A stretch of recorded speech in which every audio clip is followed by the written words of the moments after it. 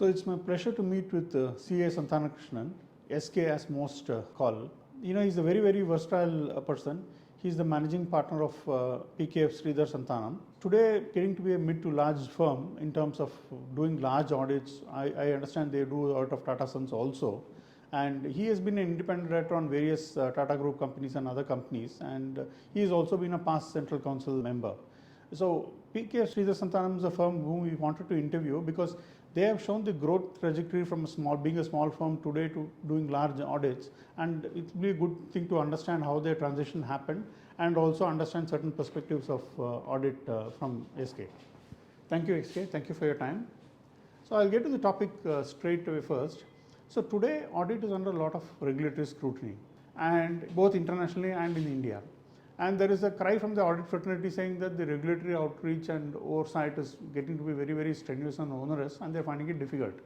At the same point of time, there is also a school of thought that auditors should be doing something more to meet the regulatory expectations, and they cannot just say that the regulator is having an outreach which is overreach. So what are your thoughts about both these perceptions, and what should the auditors be doing in the current scenario? From the auditor side, I think technology enablement of the firms is very essential. The environment in which we are working is very small firms who will find it very difficult to find that kind of investment, both in technology and in people. I'm certain that the quality of the audit has to improve. Can we also think of regulators ensuring license being given to certain firms which will only do audit, which will not do any other work? Even if it is within the firm, can they license 2 or 3 other partners and a separate department only to do audit? That will help the regulators to monitor that particular department. Now, if something goes wrong, the entire firm is affected, entire clientele is affected. Therefore, can we think of a regulation being modified to say that only certain firms will do the audit, or only certain people will do the audit even within a firm, and therefore investment in these areas could be made a little better. Overall, there has to be a moderation in regulation, but regulations are welcome, and certainly a phenomenal improvement in audit quality is essential. At the same time, why only talk about fraud? Where is IT governance? I think with the advent of technology, with far-reaching changes that are taking place in business, auditors have to equip themselves into IT side too. So all this is going to take probably over a period of 5 or 10 years for the auditing profession to mature in these areas. Therefore, asking for a specialized audit like IT governance and fraud governance might be a better way of doing it. Same topic of expectation gap. Here the expectation gap is the stakeholders' expectation gap. The stakeholders believe that auditors are responsible for matters of fraud. Auditors believe that they perform an audit, they don't do an investigation or a forensic work, and therefore they are not fully responsible for fraud, and therefore there is a continuing expectation gap. And many matters the auditors do face the challenge subsequently when an investigation happens that they didn't do adequate work. So how should the auditors be responding to this matter of expectation gap also, especially on fraud? I think both the management and the regulator will have to play a role. Normally, when you give an audit fee, generally the audit fee in India are low. And in an audit, you expect everything to be done. Management is reluctant to give additional fee. And there's a regulation not to take additional fee in any other form. Therefore, the fee and the work will have to go together. Second, fraud is a specialized topic.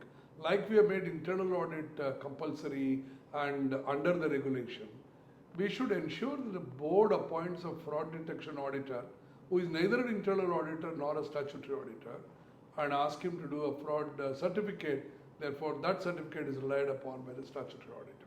Failing which, statutory auditor should be permitted to do fraud detection and should not be forming part of the statutory report, but it should be a report to the management, which should in turn in its board report should report to the shareholders.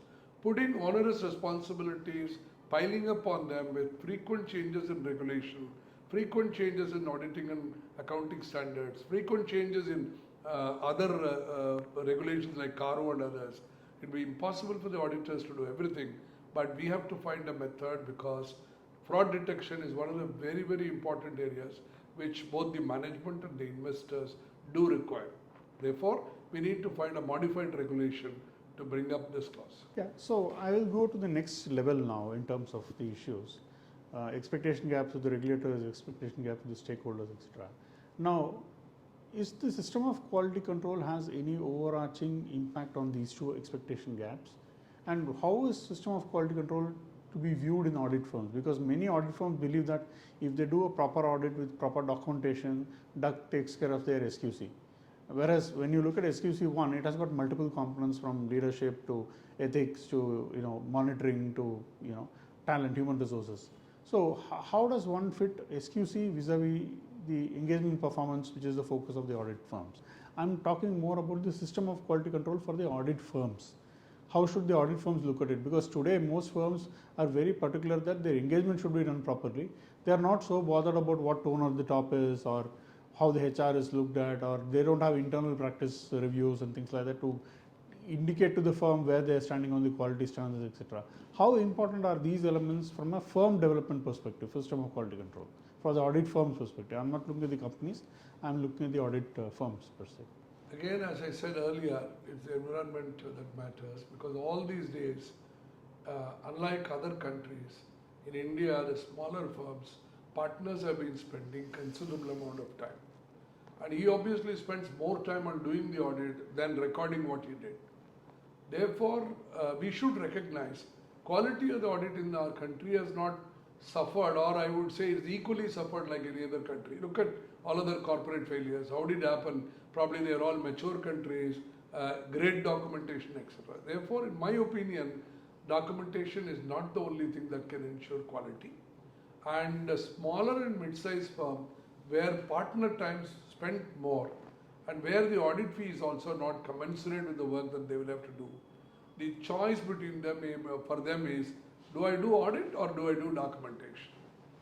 I think here again, in non-public interest companies, we should leave it to the auditors to do a lesser documentation. I'm not saying zero documentation, but a lesser documentation, and then they should be able to defend themselves.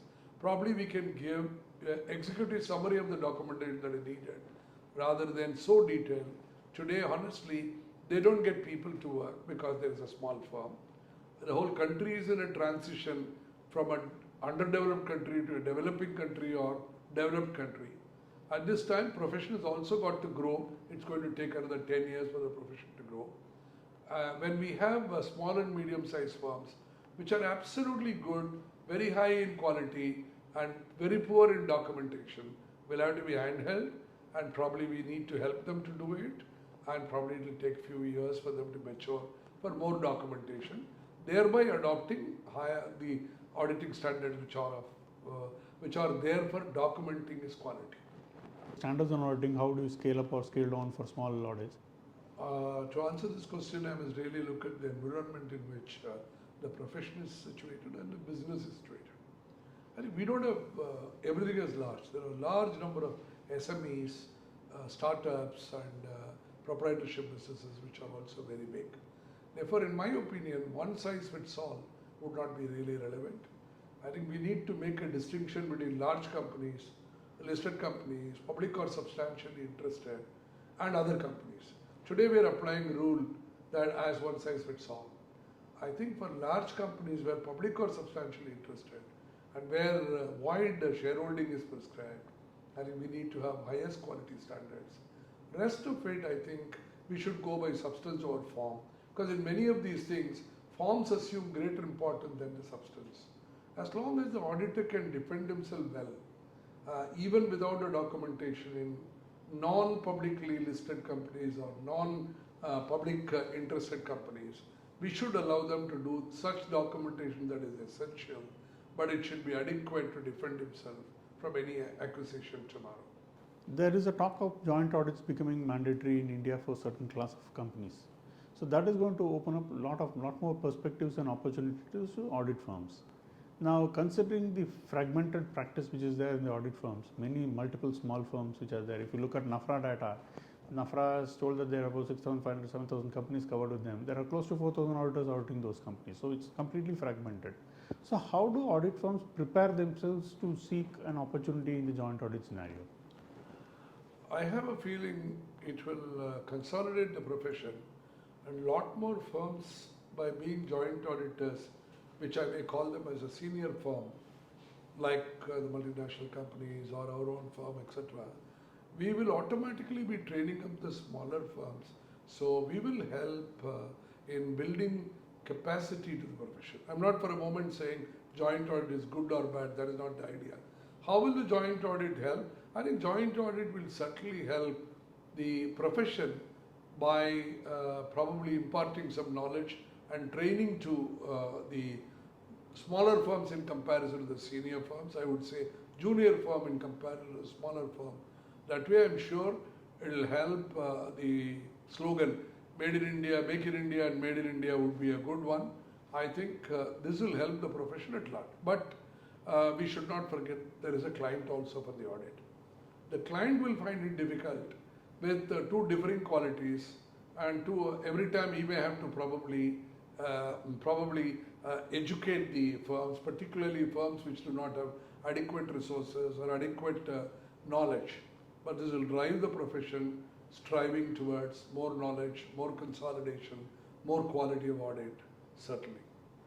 Yeah. Thank you.